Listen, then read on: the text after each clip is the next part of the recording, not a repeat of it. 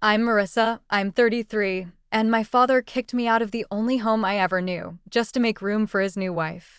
So I bought that same house when they lost it, and made them watch me change the locks. If you've ever been through something like this, comment below and subscribe. You're not alone. I was parked across the street in my 10-year-old Civic, watching my childhood home through the windshield like it was some old ghost. The porch light was still that same dim yellow bulb. The garden my mom used to tend was now overgrown, weeds curling around the rosebushes she once cared for like children. The windows were smudged. The paint was peeling. And all I could think was, they let it my fingers trembled on the key fob. I hadn't driven by here in months, not since the day I got kicked out. I didn't mean to come tonight. I just found myself here. Or maybe I needed to come. Because today, something changed. Today, I bought the house. Yeah, the same house I cried myself to sleep in after my mom died. The house where I spent 29 years making memories, healing, hurting, growing. The house that stopped being mine the second Cheryl moved in and claimed everything, including my father. 5 months ago, I stood on that exact porch with a duffel bag slung over my shoulder. It was early evening. The sky was fading to lavender, and I still remember the chill in the air. I had nowhere else to go. I'd just been laid off from my job at a small marketing firm downtown. It was the third round of cuts that year, and my name was finally on the chopping block. My savings were thin. My lease was up in a week. I'd spent days trying to pretend I could figure it all out on my own, but I couldn't. Not this time. So I went home. Or what used to be home. Dad answered the door like he didn't recognize me. I could tell from his expression he wasn't expecting me, even though I'd called and left a voicemail earlier. A long one. Explaining everything. Marissa, he said, blinking like I was a salesman or a stranger or a memory he didn't ask to revisit. Hi, Dad, I said. Can I come in? He hesitated. That was the first blow. Not what I expected from the man who used to carry me inside from the car when I fell asleep in the back seat. The man who gave me piggyback rides to bed when I was too tired to climb the stairs. Cheryl's not comfortable with guests right now, he said. Guests. I nearly laughed. I'm not a guest. I'm your daughter. He stepped onto the porch and shut the door behind him so Cheryl wouldn't have to see me, I guess. You should have called. I did. I left a message. His face didn't change. It's just, things are different now. And there it was. The second blow. I wanted to scream. Different how? Because Mom's dead? Because you found some woman who bakes banana bread and giggles like a sitcom character? Because she doesn't like me taking up space in the guest room? I didn't say any of that. I just asked, can I stay for a while? Just a month or two. Until I get a job and find a new apartment. He didn't answer right away. Then he said it. This isn't your home anymore, Marissa. It was like someone had slapped me. I felt my throat tighten and my heart drop like it had slipped through a trapdoor. What? I said. Are you serious? It's not personal, he added, which only made it worse. It's just time you started fresh. I started fresh the day Mom died. I started fresh when I lost my job. I started fresh every damn time life kicked me down and I had to pretend I wasn't bleeding. Is this about Cheryl? I asked. She doesn't want me here, does she? His jaw clenched. That was confirmation enough. She's my wife now, he said, like I didn't know. And she deserves to feel comfortable in her home. Her home. He really said that. I left without another word. I don't remember walking to my car. I don't remember the drive. I just remember sitting in a CVS parking lot 30 minutes later, crying so hard I thought I was going to throw up. I crashed at my cousin Lacey's that night. She gave me a blanket, a bowl of mac and cheese, and a look that said I knew this day would come. I hadn't spoken to my dad since 5 months. No birthdays. No holidays. Not even a text. He didn't ask how I was doing.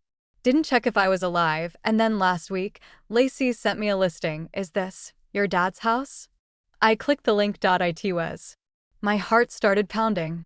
I zoomed in on the photos of the living room where Mom used to hang stockings, the kitchen table where we played Monopoly, the staircase I used to race down every Christmas morning. For sale, actually. Foreclosure. I called the real estate agent the next day. She was polite but clearly stressed. They're behind on the mortgage. The bank's ready to move quickly. Behind? My dad never missed a payment in his life. He was the definition of stable, calculated, organized, until Cheryl came along. I didn't need the details to know what happened. She must have convinced him to refinance. Maybe she pushed him into remodeling the house or starting some home-based candle business. Maybe it was gambling. Who knows? All I know is they couldn't keep it, but I could, and I did. Today, I signed the papers. I wired the deposit. I held the keys in my hand and felt something click inside me. Not joy, not revenge, even. Just justice. I didn't buy it to get even. I bought it to take back what was mine. I pulled into the driveway, heart pounding in my chest. I didn't plan to show up today, but something inside me wanted to see it again before anything changed. That's when the front door opened. Cheryl stepped out first, wearing a bright pink bathrobe and slippers. She froze when she saw me, her hand still on the doorknob. Then Dad appeared behind her. Older, thinner, but still him. He looked at me like he was seeing a ghost. Marissa, he called out, stepping forward. I got out of the car, slowly, quietly. My boots crunched against the gravel. Neither of them said anything else. I held up the keys. Let them see them shine. This house, I said, belongs to me now. I watched the color drain from Cheryl's face. My father's mouth opened slightly, like he wanted to speak, but no words came out. I didn't wait. I turned toward the door, inserted the key, and pushed it open. That was the sound of the past becoming mine again. That was the sound of closure. I didn't always feel this way about my dad. There was a time when he was my hero. When I was little, I thought he could fix anything. He'd scoop me up with one arm and carry me up the stairs like I weighed nothing. He built my treehouse himself, painted it purple because I told him that was the color of dreams. He used to call me Mouse because I was tiny and quiet and always tucked into his side, and when Mom got sick, it was like the earth cracked beneath us. She was only 54 when they found the tumor. I was 27, working in the city, coming home on weekends to help out. One day she was doing yoga in the living room. The next she couldn't lift a glass of water. Cancer eats a person from the inside, but it also starves everything around it. The house grew quieter. My dad stopped playing music. I stopped making plans. We spent every holiday that year pretending she wasn't dying. She passed away the following February. Cold. Gray. The kind of day that feels like the sun gave up. After the funeral, my dad didn't cry. Not in front of anyone. He shook hands, accepted casseroles, nodded at the sympathy like it was weather. But that night, when the guests left and I found him in their room still sitting in his suit, I heard him whisper to no one, "I don't know what to do without her." That broke me. So I stayed. I moved back in temporarily, I thought. Helped him manage bills, made sure he ate. I cooked, cleaned, sorted her clothes. I found old love letters between them in her sock drawer and cried on the floor reading them. We were grieving together, and for a while I thought it was making us closer. I didn't notice the shift right away. It started with him going out more. A drink here, a dinner there. Then he joined a grief support group. I encouraged it. He needed people. He needed laughter. Then he met her, Cheryl. I didn't think much of it when he first mentioned her. Nice woman, lost her husband last year, he said. I figured they were friends, maybe leaning on each other through pain, but 3 months later, she was at the house. Laughing in the kitchen. Rearranging the spices. I remember walking in from work one night and finding her reorganizing my mother's china. "Oh, these don't belong in this cabinet," she said like it was hers. That's just silly. I stood there, holding a grocery bag, staring at her. That cabinet had been exactly how Mom left it. I never touched it. I couldn't, but Cheryl could. Cheryl did. I told my dad later, gently, that it bothered me. "She's just trying to help," he said. "You've got to stop being so sensitive." That was the first time he ever took someone else's side over mine. I started noticing little things, Mom's framed photos disappearing. The living room furniture getting swapped out. Cheryl redecorating, not slowly, not thoughtfully, but like she couldn't wait to erase everything Mom touched. I tried to ignore it. I told myself it was none of my business. But the worst part? My dad let her. He watched her pack up Mom's throw pillows, her vintage teacups, even the blanket she used when she was too weak to walk. He watched her put it all in boxes for Goodwill. When I asked him about it, his voice got cold. Don't you think it's time we moved forward? No. He meant him. And there I was, still in the spare room, still making coffee in the same chipped mug Mom used to use, still pretending this new woman didn't make me feel like I was losing my mom all over again. The final straw wasn't dramatic. It was an ordinary Sunday morning. I came downstairs in my pajamas, planning to make pancakes. It was a tradition. Mom used to make them every Sunday, and after she passed, I took it over. It was my way of keeping her close. But that morning, Cheryl was already in the kitchen. She had Spotify blasting some upbeat jazz, and she was standing barefoot in front of the stove, flipping pancakes. "Oh," she said, seeing me. "Thought I'd surprise your dad. He loves my blueberry ones." I stood there like a ghost. She was using Mom's skillet, the one I always kept hidden in the bottom cabinet so it wouldn't get scratched. I left the house without saying a word. I stayed at Lacey's that night, and when I came back the next day to talk to my dad, when I tried, one last time, to say how much this all hurt, he said what I'll never forget: "She's my wife now, Marissa. I love her. You're going to have to accept that." Wife. They'd gotten married in Vegas. No notice. No family. Just a Facebook post 3 days later. "So happy to have married my best friend." I wasn't even invited. He hadn't told me because you were already making things uncomfortable. That was the day he asked me to move out. "I think it's time you had your own space. Cheryl and I need to start our life together. You've been through a lot, but it's time to grow up." Grow up. I was 29. Had a full-time job. Was paying for half the utilities. I cooked. I cleaned. I kept that house together after Mom died while he shut down and watched Netflix and ghosted the world. I didn't even argue. I packed my things. Said goodbye to the walls that raised me. Left without slamming the door because my mom would have hated that. That night, as I curled up in Lacey's guest bed, I stared at the ceiling for hours. All I could think was, if Mom saw what he became, would she still love him? A few weeks later, Lacey said something that stuck. "You know what's wild? You took care of him when he fell apart. And the second he felt whole again, he made you disposable." She was right, but I didn't cry. I got a new job. Found a new apartment. Started therapy. I focused on building a life that didn't revolve around who my father used to be, but I couldn't forget the house. Every time I drove past it, just to torture myself, I saw Cheryl's floral curtains in the window. Her wind chimes. Her stupid pink garden gnome. It stopped being my home the day she moved in.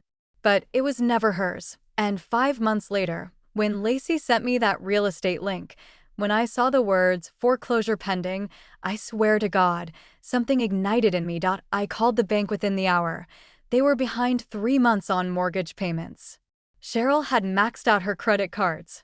The house was underwater, and they were days from losing it. I didn't feel joy. I felt peace. I knew that house.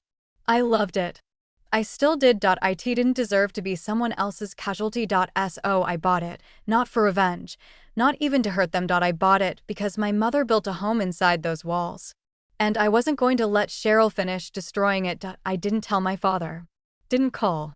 Didn't text. When I signed the papers, the real estate agent said, "You'll need to give them 30 days to vacate."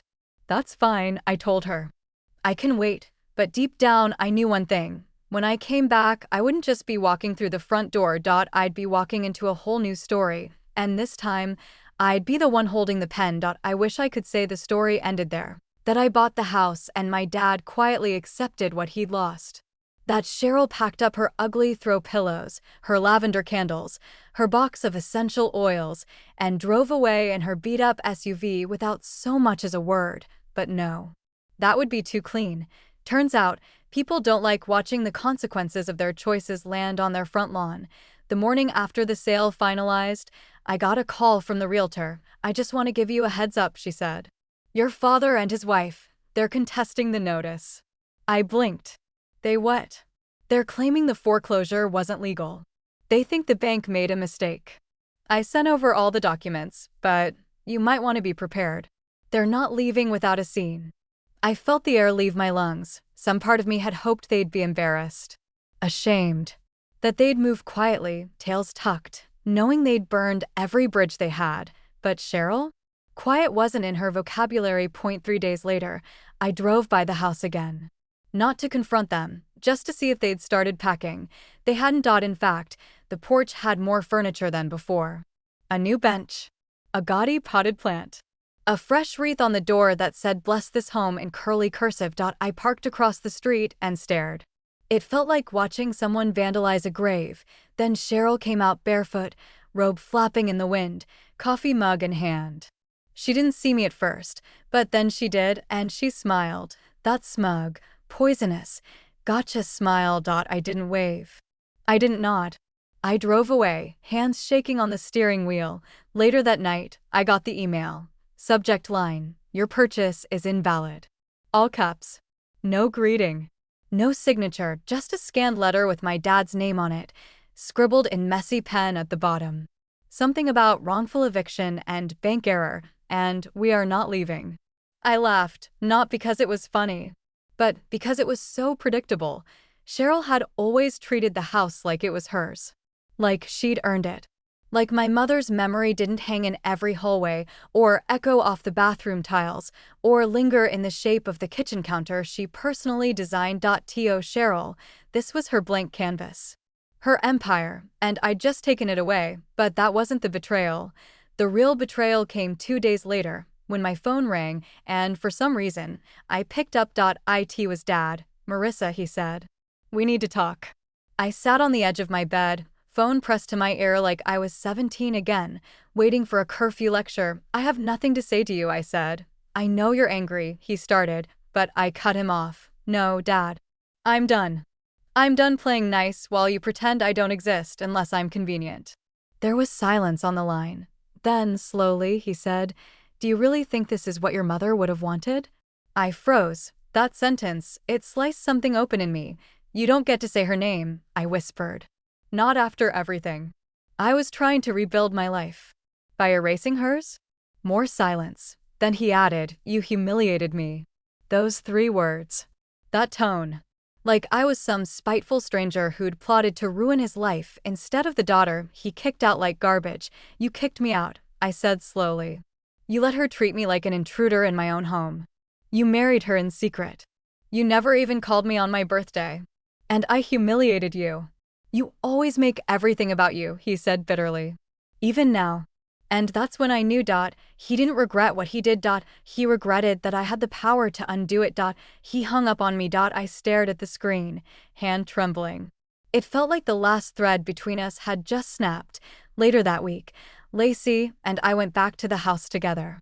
She parked her Jeep around the corner and walked with me up the driveway. "Are you sure you're ready for this?" she asked. I nodded, even though my legs felt like they might give out. We knocked. It took a full minute before Cheryl opened the door. She didn't smile this time. "What do you want?" she asked. "I gave you a month," I said. "You've got 6 days left. After that, you're trespassing." She laughed, actually laughed, and leaned against the doorframe like we were at a cocktail party. "You really think you've won something," she said. "I'm not trying to win. I just want my house." She crossed her arms. "You mean my house? The one I remodeled. The one I cleaned. The one I saved from falling apart after your saint of a mother died." I stepped forward. "You don't get to say her name either." Something dark flickered across her face. "I was the one who was here when your father fell apart," she hissed. "Not you. You ran off to your fancy job and let me pick up the pieces." "I ran off?"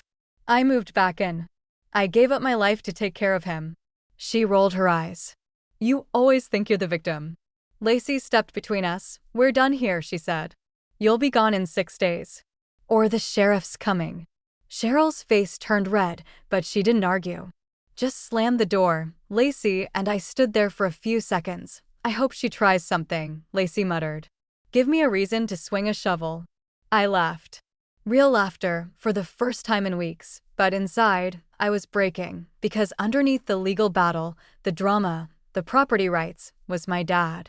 And the man I remembered wasn't coming back. The following week, I got a letter from their lawyer. A last-ditch effort to delay the move-out date. It didn't work. On the 30th day, I showed up with a locksmith. I gave them until noon. Cheryl didn't come out to say goodbye, but my dad did. He stood on the porch with a single duffel bag, looking older than I'd ever seen him. His shoulders slumped. His eyes tired. I didn't speak, neither did he. I just watched him walk down the steps, past me, into Cheryl's car. He didn't look back. The locksmith handed me the new keys. I stood there on the porch, watching the car disappear down the street, the sun catching on the back window like it was swallowing them whole. Then I turned around and stepped inside. The house smelled like lemon cleaner and mildew. Cheryl had left behind a few things: a ceramic angel, a broken lamp, a bottle of vanilla air freshener. But the bones of the house were the same, and now they were mine, all mine. The first night I slept in the house again, it didn't feel like victory. It felt like grief. I stood in the middle of what used to be our living room and just stared. The carpet was different now, uglier, thinner. The walls had been painted a sterile beige, replacing the soft sage green my mother had insisted on because she said it reminded her of spring. Her couch was gone.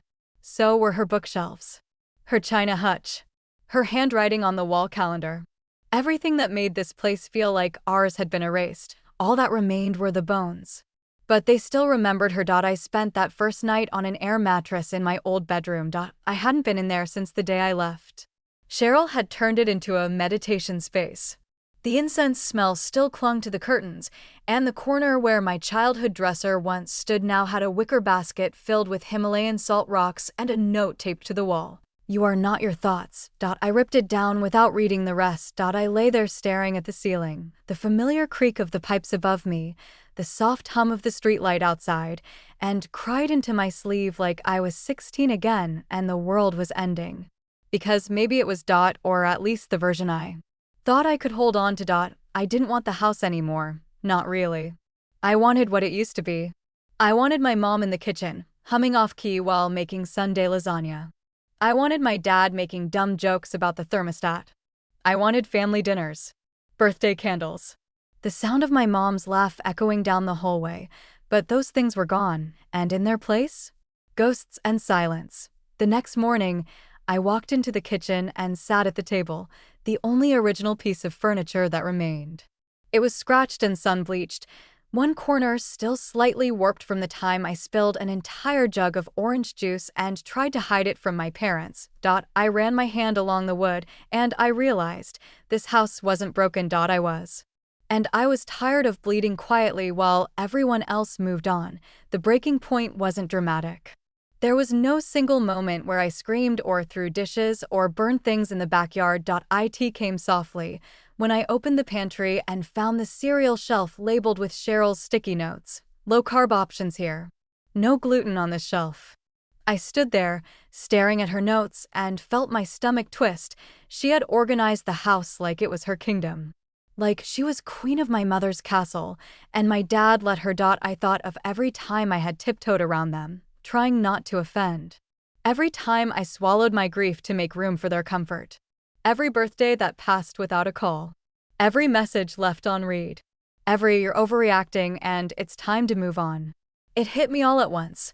I'd been mourning the wrong thing. It wasn't just my mother's death. It was my father's. Not physically, he was alive somewhere, probably sitting on Cheryl's futon watching cable news and blaming the world.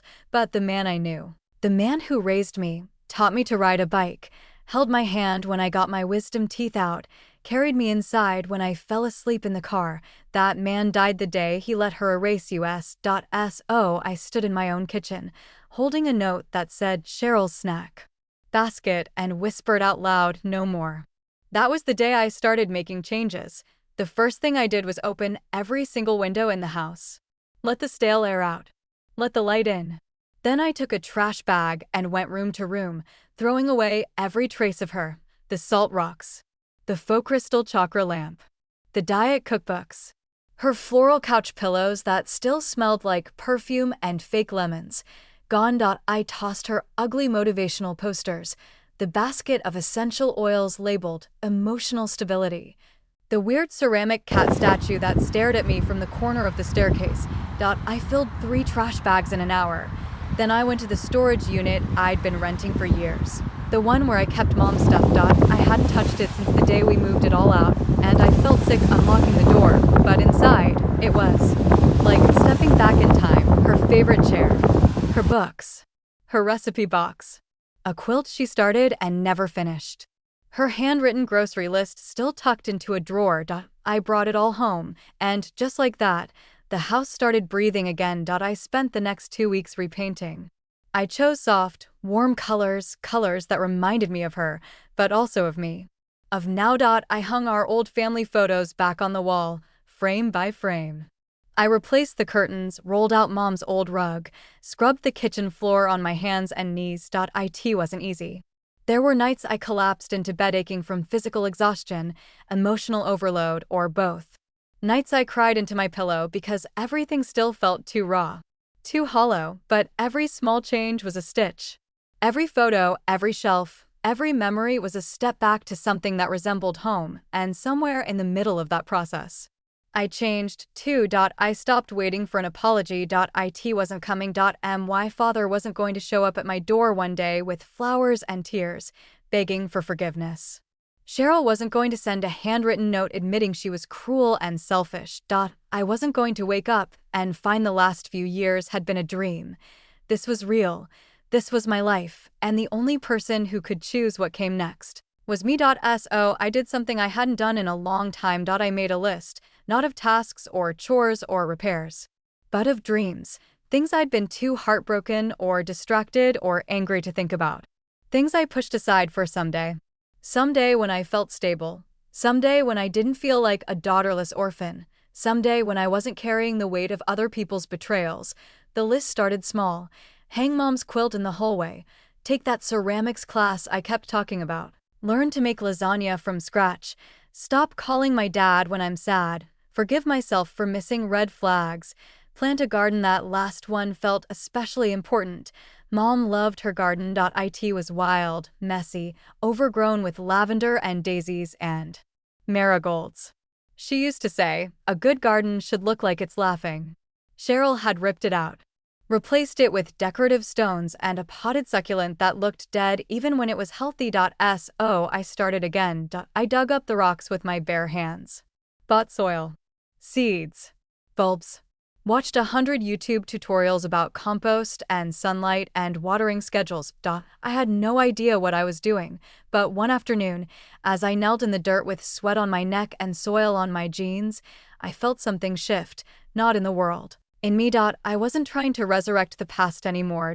I was building something new. By the end of that week, the house looked like a home again, not Mom's, not Cheryl's, mine. The final thing I did, I replaced the front door. That old door had been slammed in my face, closed against me like I didn't belong.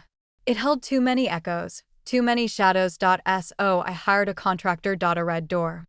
Bold, warm, strong. When he finished, I stood on the porch and stared at it for a long time, and for the first time in years, I felt safe, not because the past was gone, but because I finally stopped trying to live in it. The garden bloomed faster than I expected. I guess grief is good fertilizer. By mid-May, the front yard was full of color again. My mom's peonies shot up like they remembered what the sun felt like. The lavender danced in the wind. The marigolds, her favorite, lined the walkway like golden little soldiers. I could almost hear her voice in the breeze. Every time I stepped outside, neighbors waved. Some crossed the street to say hi. People I hadn't seen in years, like Mrs. Kenton from 2 doors down, who used to leave cookies on our porch every Christmas. She told me it was nice to see the old place coming alive again. That was the thing, everyone around here remembered this house as my mother's. Not Cheryl's. Not even my father's, really. That knowledge sat in my chest like a seed, quiet, steady, growing, and that's when I realized I wasn't done. Buying the house wasn't the end. It was just the beginning. Revenge wasn't the goal. I told myself that over and over. But there's a certain kind of justice that blooms when you've been gaslit for too long, when people pretend you were never there, never hurt, never important. I didn't need revenge, but I did need the truth to land where it belonged. And I was going to deliver it, one piece at a time. It started with the local paper. They were doing a hometown spotlight series. Lacey told me about it over brunch one Sunday, sipping iced coffee while scrolling through her phone. They're featuring small businesses and comeback stories, she said. You should submit your name. I laughed. Comeback from what? Being disowned? She shrugged. You bought your childhood home back after a foreclosure. You're renovating it with your mom's original plans. You've brought a piece of this street back to life. That is a comeback. I rolled my eyes, but something about it stuck. That afternoon, I emailed the editor. I didn't give them the whole sob story. Just a short version. Local woman reclaims family home and restores late mother's garden. They loved it. The photographer came on a Tuesday. I wore jeans, dirt-streaked gloves, and a blue bandana over my hair. I posed by the rose bushes, holding shears, looking every bit like the woman my mother raised me to be. The article ran on a Saturday. Page 3. And wouldn't you know it, 3 days later, I got a text from my dad. Dad, saw the paper. Nice photo. That was it.no apology. No acknowledgement of everything that had happened, just nice photo. I didn't reply, but a week later, I got a call from the local garden club. One of their members read the article and invited me to speak at their annual event on the importance of heirloom gardening and restoring community green spaces. I almost said no, but something inside me whispered, say yes. It's time to be seen again. So I said yes. The event was small. Maybe 40 women, most of them older. It was held at the local library in that musty backroom that still smells like old encyclopedias. I stood at a podium with note cards in one hand and nerves in my chest, but when I looked around the room, at all these women who reminded me of my mom's friends, of neighbors, of teachers, I realized they were listening. Really listening. So I put the cards down, and I told them the truth. I told them about my mother's garden.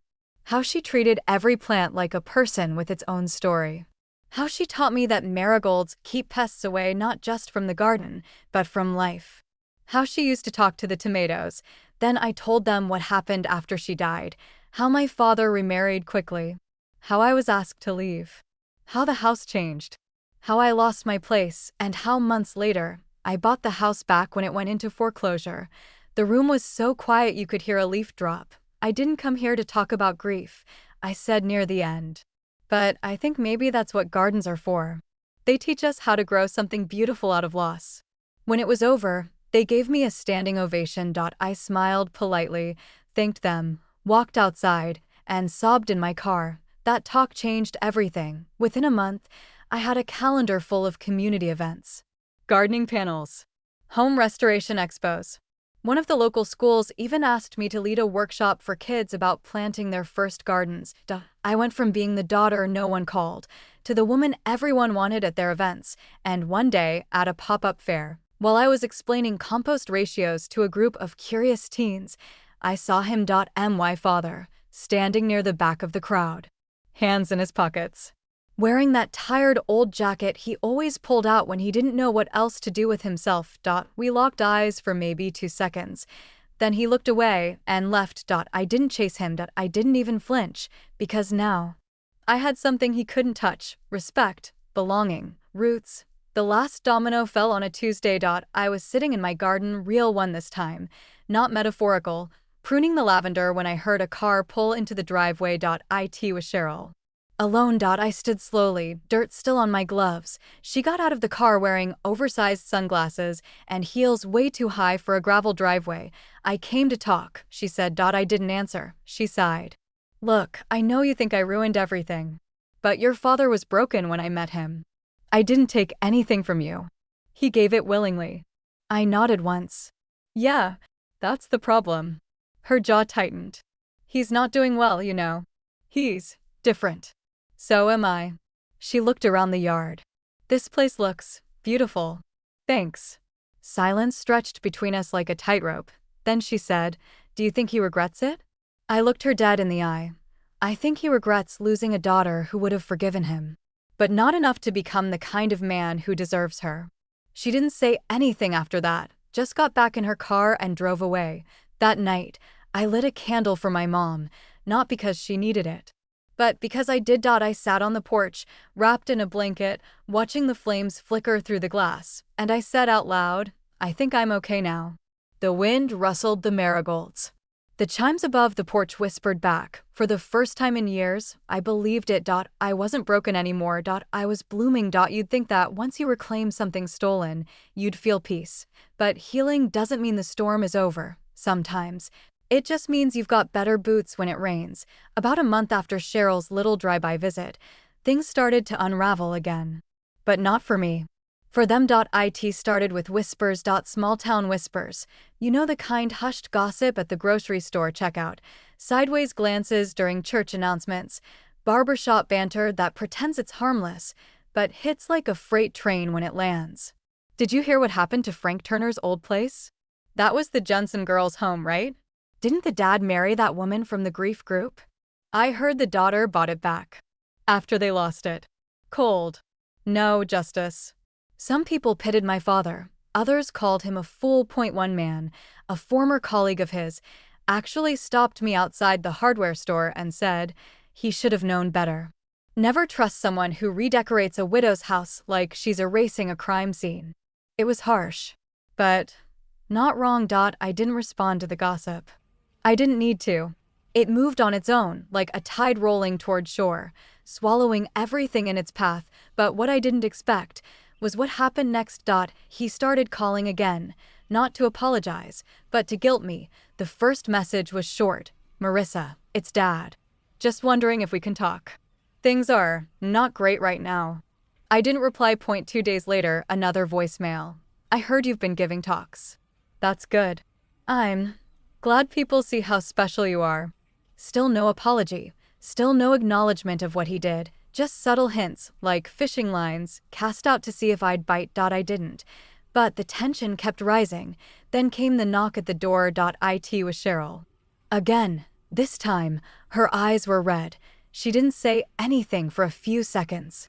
Just stood there on my porch, her fingers clutching a tissue like it was a lifeline. He left, she finally said. Packed a bag. Said he needed space. I blinked. And you're telling me why? Her lips trembled.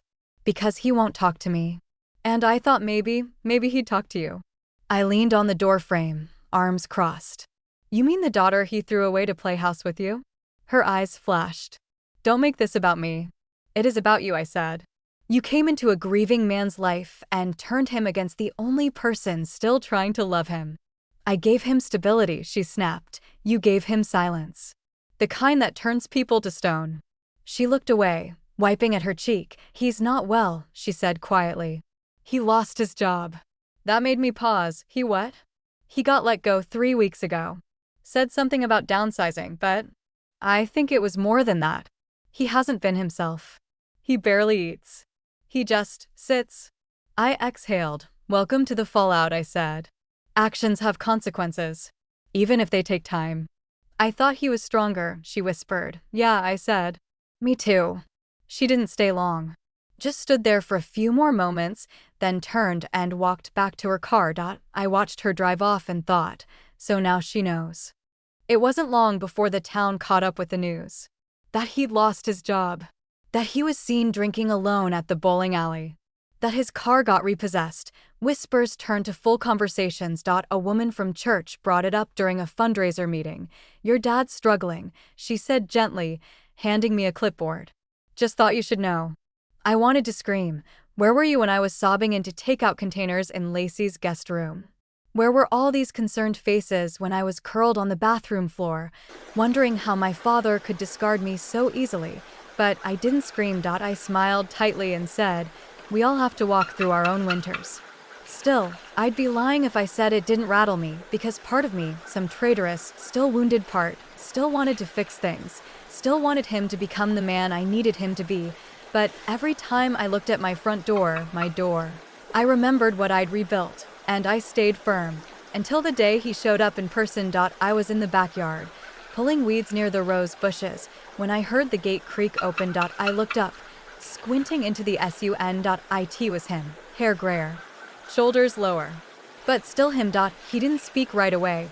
Neither did I. He stepped closer, stopping a few feet away. I thought you'd change the locks, he said quietly. I did, I replied.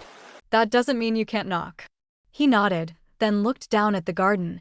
This was your mother's favorite spot, he said. She used to sit out here and drink coffee, even in the winter. I nodded. I know. I used to sit with her. He winced slightly, like the memory stung. Then he said, I lost everything. I didn't move. He went on, the house. The job.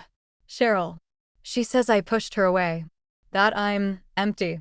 I still didn't speak. I came to say I'm sorry, he said finally. I was weak. I let her reshape everything. And when you tried to tell me, I didn't listen. He looked up, his eyes shining. I was so scared after your mother died. I didn't know how to be alone. Cheryl made it easy not to think. And you reminded me of her. So I pushed you away. I swallowed hard. You didn't just push me away, I said. You left me standing on the porch with nowhere to go. He nodded, I know. We stood in silence for a long time. Then he said, can we start over? It took everything in me not to crumble, but I looked around at the marigolds, the lavender, the freshly painted trim on the house, at the wind chimes dancing in the breeze, and I said, no, he blinked, but we can begin something new. Something honest. His shoulders dropped. He looked relieved, sad, grateful, all at once. Thank you, he said softly. I didn't hug him. I didn't invite him in, but I didn't turn him away either. We sat on the garden bench in silence, watching the bees dance between flowers, saying everything we couldn't put into words. And that was enough. For now, some people think redemption comes in big, dramatic gestures, grand apologies, big speeches, a scene in the rain with tears and violins in the background, but most of the time, it's quiet. It's an awkward coffee meetup in a public place, so no one raises their voice. It's someone texting thinking of you at midnight when they don't know what else to say. It's two people learning how to sit in the same room without flinching. That's what it looked like for my father and me. After our conversation in the garden, we didn't magically become close again. There was no sudden rewind to the days before Cheryl. But he started calling once a week, sometimes more. He'd drop off fresh vegetables from the local farm stand. He'd leave them on the porch with a little note, never assuming he could come inside. It was like he was building a bridge one brick at a time. Slowly, carefully, and I didn't knock it down. We didn't talk about Cheryl much. I think he knew better. Whatever sympathy I could summon didn't include a woman who told me I was blocking his healing energy by grieving my own mother. As far as I knew, they weren't speaking. He never brought her up, and I never asked. Life moved on, and then the letter arrived. It was tucked inside a stack of junk mail. At first, I didn't even notice it. Just another envelope, another white rectangle among grocery coupons and charity solicitations. But when I opened it, something cold settled into my chest. It was from a law office. A small, dusty firm that barely had a website. The kind of place you only use when you need something swept under the rug. The letter was addressed to me by full name. And it wasn't just a letter. It was a notice. From Cheryl. She was filing a claim for unlawful displacement and forced emotional distress. I stared at the paper, reading it 3 times before I let myself breathe. She was suing me for purchasing and occupying the property known as 241 Winslow Drive under knowingly antagonistic circumstances that resulted in the destabilization of a marital household. I nearly choked. The woman who got me kicked out of my own home, the one who replaced my mother's curtains with mass-market boho tapestries and threw out a family's worth of history, was trying to say I ruined her life. I showed the letter to Lacey. She read it once, then twice, then looked up at me with fire in her eyes. She's trying to play victim, she said. Don't let her. I didn't intend to. I brought the letter to my lawyer. Yes, I have a lawyer now. His name is Peter, and he looks like the kind of man who eats 3 hard-boiled eggs every morning without seasoning. Peter read the letter and smirked. This won't hold, he said. But we're not just going to dismiss it. We're going to make her regret sending it. I nodded, but something about it still made my skin crawl, because this wasn't just about money. It wasn't even really about the house. This was about narrative. Cheryl couldn't stand that she'd lost control of the story. She had once been the savior, the woman who helped a widower heal, who brought light back into a dark house. That's how people saw her, until I took the house back, until the truth started to spread, until people remembered that I'd been there first. She wanted to shift the spotlight back, paint herself as the injured party, and worse? I found out she'd been spreading lies. At her new yoga studio across town, the one she opened after the foreclosure, she'd been telling people the house was stolen from her. That I used legal loopholes to snatch it away. That I was a bitter daughter who never accepted her father moving on. It wasn't just words. She had turned herself into a tragic little fairy tale, and people bought it. At least, until the fundraiser. You see, Cheryl had started cozying up to a few prominent people in town. One of them was the owner of a local organic foods co-op. Another was on the board for the community garden project. Cheryl offered to host a healing-centered fundraiser to raise money for youth garden spaces. Yoga, vegan snacks, live acoustic music sounded harmless until I saw my mother's name on the event flyer, in memory of beloved gardener Eleanor Jensen, whose spirit lives on in community roots. My mom, the woman Cheryl helped erase, the woman whose garden she'd torn out and replaced with white gravel and succulents, the woman she never once honored while living in the house. Now she was using her name to look generous.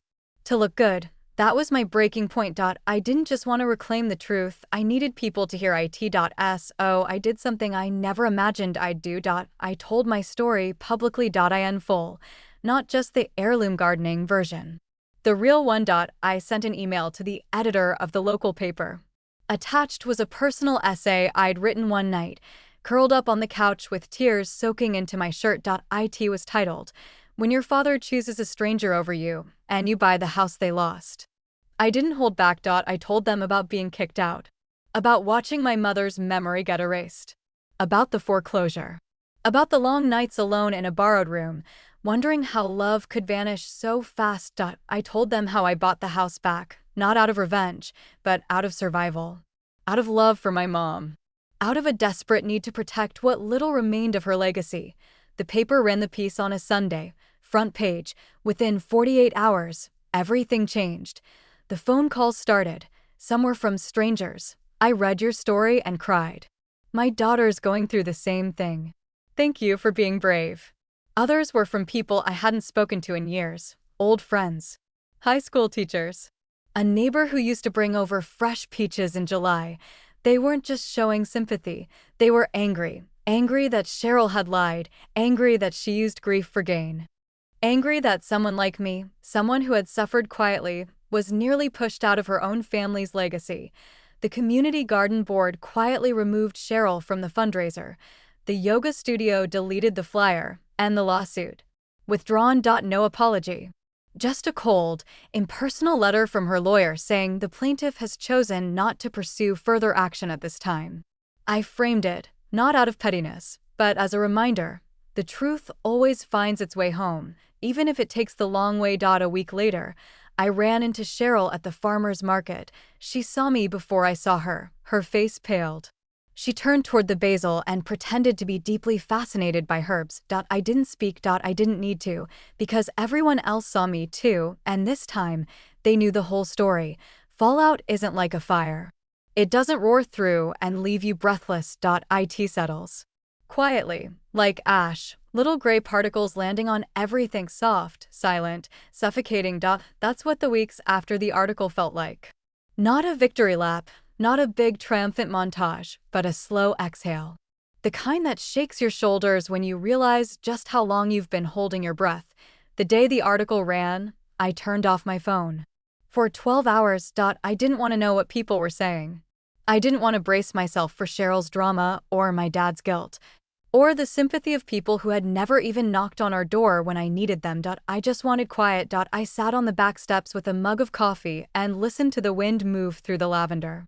I could smell the basil in the garden, sweet and sharp. The roses were blooming again, bright red, like defiance in flower form. That evening, I turned my phone back on. There were 47 texts, hundreds of notifications, comments, DMs. Some were from people I didn't know, others were from people I thought I'd never hear from again. But the one that hit hardest was from my father. It just said, "You told the truth." I'm sorry it came to that. I stared at it for a long time. My thumb hovered over the keyboard. I typed 3 different replies before deleting them all. In the end, I just wrote, "It didn't come to that." It started there. We didn't talk for a week after that. When we finally did, it was over tea in my garden, the same place where he'd first tried to apologize. He looked tired.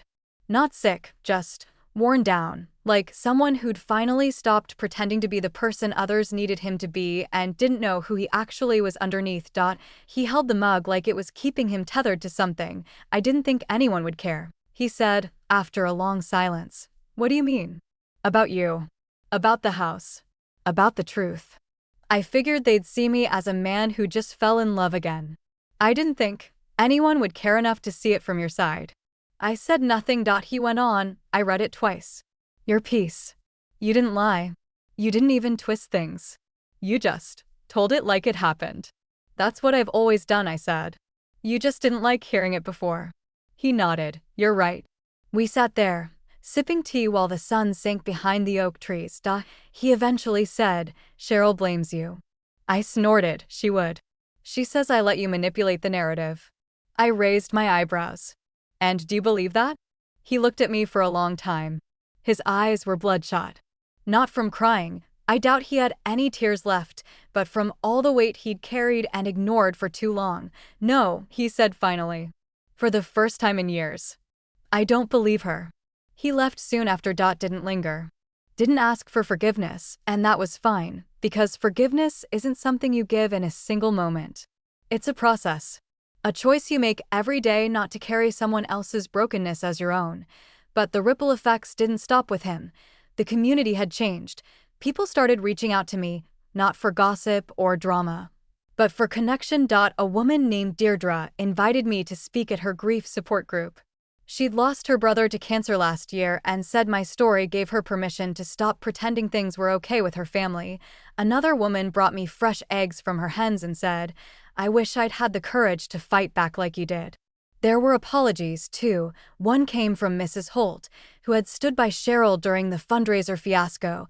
I believed her, she said, standing on my porch with tears in her eyes. I thought you were just bitter. But then I read your story and it was like looking at my own daughter. I'm so sorry. I didn't hate her. I didn't hate any of them. Because the truth was, they hadn't taken anything from me. I had given my voice away. I let grief make me small. I let silence wrap around me like armor, but I wasn't that girl anymore. I started saying yes to more things.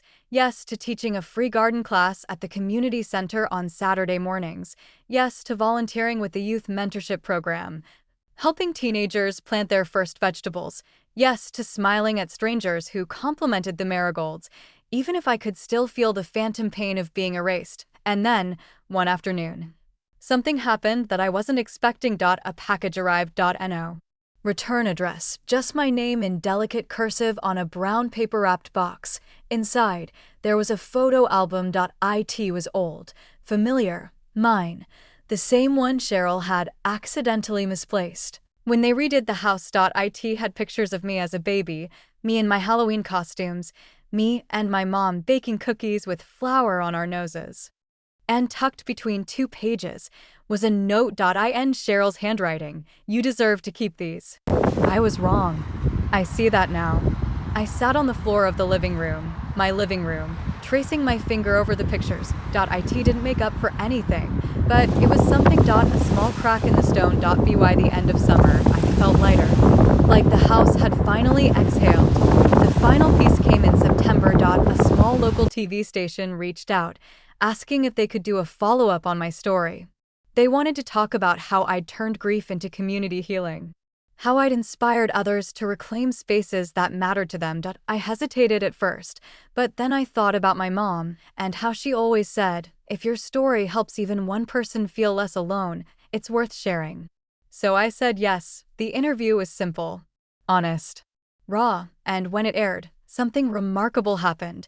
People wrote in from other towns, other states, even other countries. They shared their stories. Stories of parents who disappeared into second marriages. Stories of childhood homes taken by new wives or stepfathers. Stories of being made invisible. And stories of clawing their way back to visibility. One message stayed with me. It was from a woman in Ohio. Your story made me go get my things from my childhood house before my stepmother threw them out. I'm 41 years old. I thought I didn't care anymore, but I did. Thank you. I read that message a dozen times, because I knew that feeling. I lived that feeling, and now I wasn't living in it alone. Closure doesn't feel like a door slamming shut. It's more like a window creaking open slowly, carefully, letting fresh air into a room you didn't realize had gone stale. That's what the last few months have been. Not a triumphant finale. No fireworks or big cinematic endings. Just me, sitting on the front porch with a mug of chamomile tea, breathing in the late October air and watching the wind move through the garden. The marigolds were fading now, their golden petals curling into themselves, soft and sleepy. The basil had gone to seed. The roses held on a little longer, just like Mom used to, but even they were starting to droop, and still, the house stood steady around me, reclaimed, restored, respected. Not a monument to pain anymore, just home. A few days ago, I took down the last of Cheryl's wallpaper. It had been tucked behind the linen closet, buried beneath layers of old paint and plaster. It peeled like dead skin, revealing the original wall underneath, sun-faded, a little cracked, but still solid. I ran my fingers over it and whispered, "You're still here." Maybe I was talking to the wall. Maybe to the house. Maybe to the girl I used to be. I didn't cry. I just smiled, took a breath, and painted it soft blue, like sky after a storm. Lately, people keep asking me what comes next. Am I staying in the house forever? Do I still talk to my dad? Have I forgiven him? They mean well. I know that, but some questions don't have clean answers. Am I staying forever? I don't know. I don't think I have to. The house doesn't own me anymore. It holds me, sure, but gently now, not like a cage. I've started browsing other homes in nearby towns. Not seriously. Just letting the idea exist. For the first time, the thought of leaving doesn't feel like abandonment. It feels like possibility. As for my dad, yes, we talk, not often, but enough. He comes by sometimes. Not unannounced, he knows better now. He knocks, waits, asks if I want company. Sometimes I say yes. Sometimes I don't. We sit on the porch together, two people who've survived a war neither of us wanted to fight. He doesn't ask for forgiveness anymore. He just shows up, picks weeds, fixes things, listens, and forgiveness. It's not a one-time event. It's a practice. It's me choosing, every day, not to be consumed by what he took from me. It's remembering that I have the power to draw a line and to move it if I want to. There are still days when I feel the ache of everything we lost. Birthdays, dinners, the million quiet moments that were supposed to be ours, but the bitterness has softened. The sharp edges have dulled. He made choices. So did I. And now we live with them, separately, side by side. A few weeks ago, I got an email from Cheryl. I didn't expect that. It was short. 3 sentences. Marissa, I've left town. I'm starting over. I hope someday you'll believe I didn't mean to hurt you. Cheryl, I stared at it for a long time. Then I hit delete, not out of anger, but because I no longer needed her words to validate what I already knew. She hurt me, and she doesn't get to rewrite that. But she doesn't get to live rent-free in my heart either. Goodbye is a gift, sometimes, even if it arrives wrapped in silence. The same day I deleted that email, I planted a tree in the backyard. A weeping cherry. It was Mom's favorite. She used to say it looked like the sky was melting in spring when it bloomed. Lacey helped me dig the hole. We laughed the whole time, covered in dirt, sunburned, swatting at mosquitoes. It felt like being a kid again. Safe. Free. When we were done, I stood back and looked at the tree, small and fragile but rooted, and I whispered, "You can grow now." Maybe I was talking to the tree, maybe to myself. 2 weeks later, the tree bloomed early, just one flower, tiny, pink. Perfect. I stood there barefoot in the grass, staring at it with tears in my eyes, not because I was sad, but because I finally knew what peace felt like. It wasn't the house. Or the garden. Or the story in the newspaper. It was me, standing still, breathing deep, knowing that everything I thought I lost had simply changed shape. My mother is still here. In the flowers, in the recipes I cook, in the way I tuck my hair behind my ear the way she used to. My dignity is still here, in every boundary I kept, every truth I told, and my future, it's here too, waiting, not behind me, in the rooms where ghosts used to live, but ahead of me. I in the sunlit places I haven't seen yet. I don't know what comes next, but for the first time in a long time, I'm not afraid to find out.